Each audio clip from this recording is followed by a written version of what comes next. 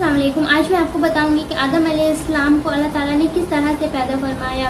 تو جب اللہ نے پوری دنیا تیار کر دی اور پھر اللہ تعالیٰ نے کہا فرشتوں کو کہ اے فرشتے تم جاؤ اور جا کر کے زمین سے مٹی لے آؤ, میں اس سے ایک آدم کا پتلا بنانے والا ہوں.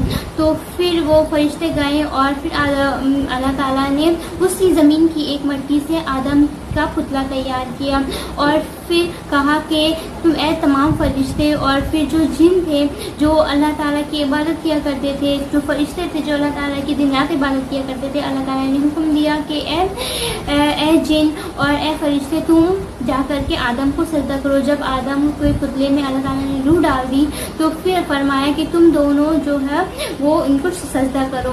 تو حضرت آدم علیہ السلام کے سامنے سب نے سر جھکایا سوائے ابلیس کے. یہ وہ ابلیس تھا, یہ وہ شیطان تھا جو بہت زیادہ عبادت گزار تھا, جو ہر زمین کی ہر ایک جگہ پر اس نے اللہ تعالیٰ کی بہت عبادت کی, وہ بہت ہی زیادہ نیک تھا. لیکن اس نے فخر اور گھمنڈ میں آ کر آدم علیہ السلام کو سجدہ کرنے سے منع کر دیا, جس کا یہ عمل اللہ تعالیٰ کو بہت زیادہ غصہ ہوگا. اور پھر شیطان نے اللہ تعالیٰ سے یہ عہد کر لیا کہ میں قیامت تک تیرے نیک بندوں کو بہکاتا رہوں گا. اور پھر اللہ تعالیٰ فرماتے ہیں کہ اگر تو میرے نیک بندوں کو بہکائے گا, لیکن اگر کوئی بندہ پکا سچا پکا نمازی ہوگا جو مجھ پر یقین رکھنے والا ہوگا, وہ کبھی تیرے بہکاوے میں نہیں آئے گا. اور پھر یہ ڈیل ہو گیا شیطان میں اور اللہ تعالیٰ کے درمیان, اور اللہ تعالیٰ نے اسے قیامت تک کے لیے شیطان مردود ٹھہرا دیا.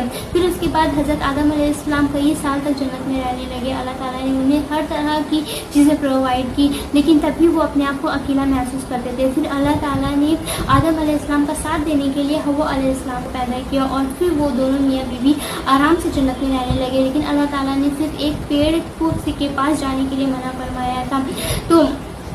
اور کہا تھا اللہ تعالیٰ نے کہ تم اے آدم اور اے حوا تم اس پیڑ کے سامنے مت جانا, اس پیڑ کے قریب مت جانا. اگر تم اس پیڑ کے قریب گئے تو تم پر بھاری عذاب آئے گی اور تم ہمارے نافرمان بندے بن جاؤ گے. تو پھر شیطان نے کئی طریقے سے آدم علیہ السلام کو بہکانے کی کوشش کی. شیطان نے بہت طریقے سے آدم علیہ السلام کو, اور وہ اپنی کوشش میں کامیاب ہو گیا.